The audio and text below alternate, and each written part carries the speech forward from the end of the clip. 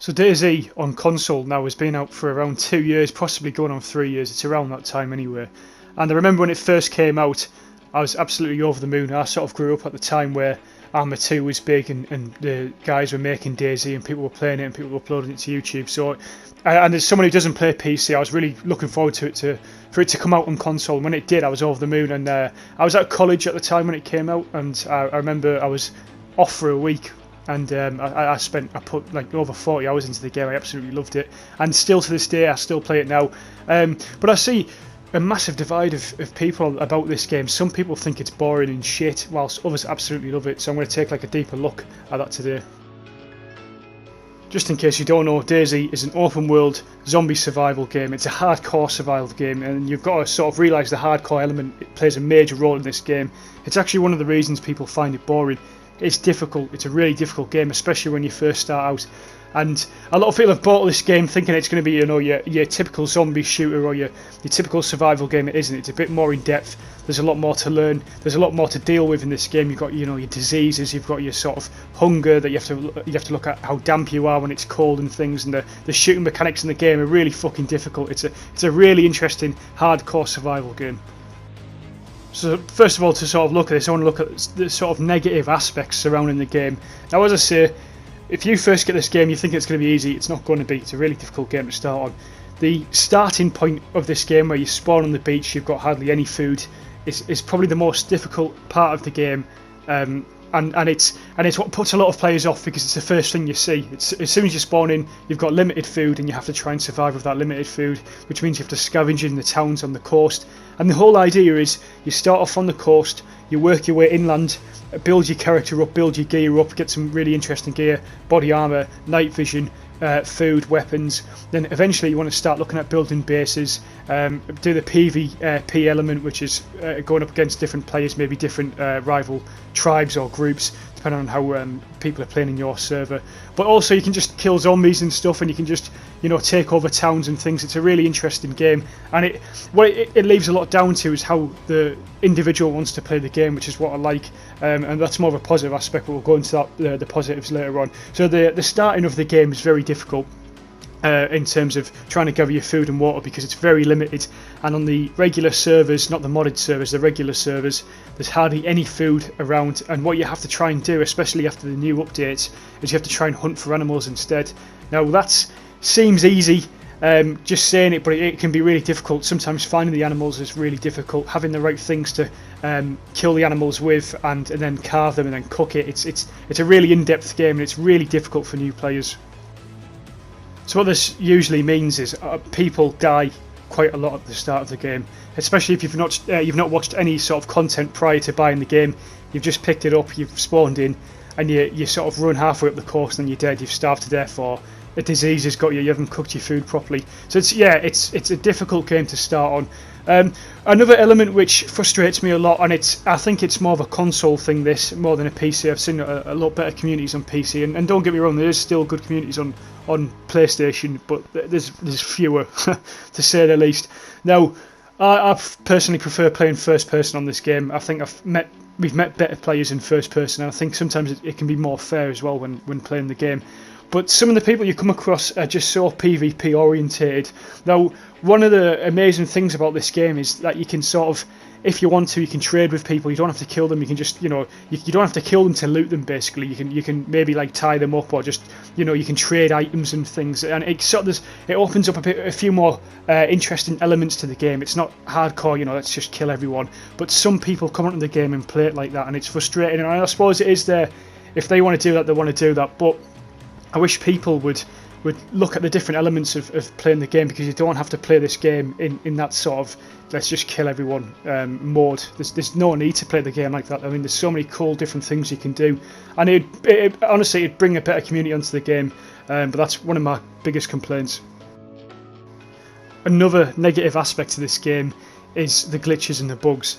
Now, they are sort of somewhat working on them and fixing on them. In some updates, you see fixes, and then it's the same sort of. It's 2 steps forward, 1 step back every time. They seem to, fix a few things and then fuck up some more every single update.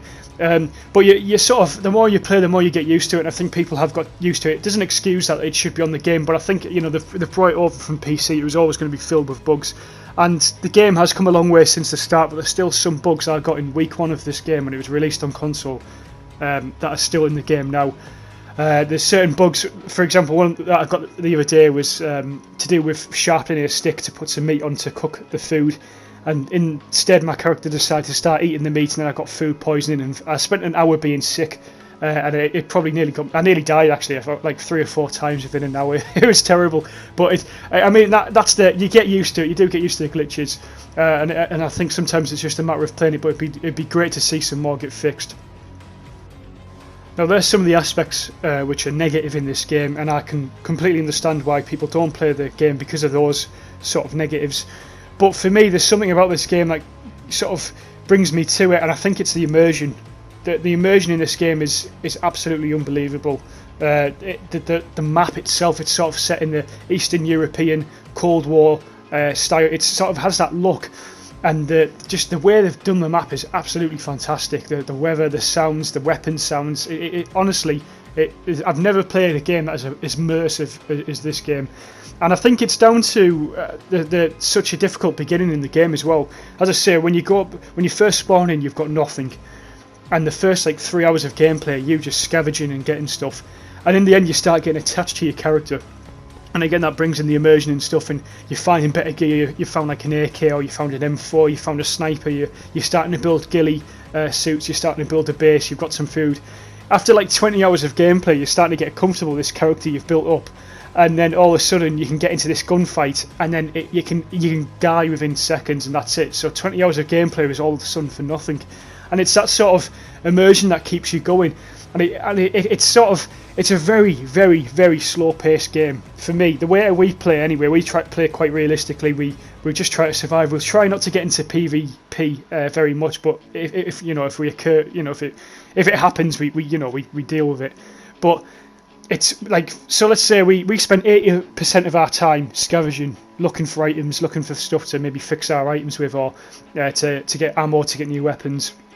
But then you've got that sort of 20% of time where you get into these PvP gunfights, and they can last, as I say, they can last for ages, or they can last seconds, and it's so intense that there's no way of describing it until you play it. It's as good as it gets in terms of immersion, as far as I'm concerned. This is the most immersive game I've ever played. Hold R2 and then let go. Have a triple tapped it. Yeah. Right, Jay. Good luck. Door's locked. Is it? He's dead. He's dead? There's someone else in here. What? There's someone else in there. As I said earlier on, the communities are shit for the most part in this game, they really are.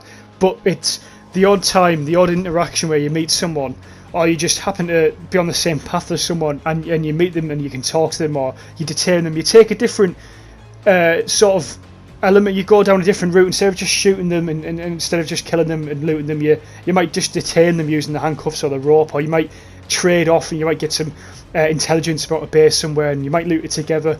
And there's just something about those little interactions that make this game. Again, it all falls back to the idea of the immersion of the game. That's what this it just does fantastically. There's no other game on console where you can get the immersion like this. And there's other little things like the megaphones, radios, the speakers, and people can hear you across the map. If you're on the same frequency, you can speak to people, and people actually do communicate on the radios. So even though sometimes it is hard to find, and it's just those little things that really make this game. But hopefully that's opened your eyes up as to why some people hate and love this game. It's not a review in any way, and I'm not telling you to buy it or not buy it. That's up to you, I suppose. But I did have one person tell me when I was streaming the game 2 years ago that it's more like a walking simulator, and I suppose in some respects it can be, but it is a hardcore survival. And he actually went on to say, if I was going to do this, why don't I just go outside and camp in real life? Maybe he has a point, maybe he doesn't, I'm not sure. Thanks for watching.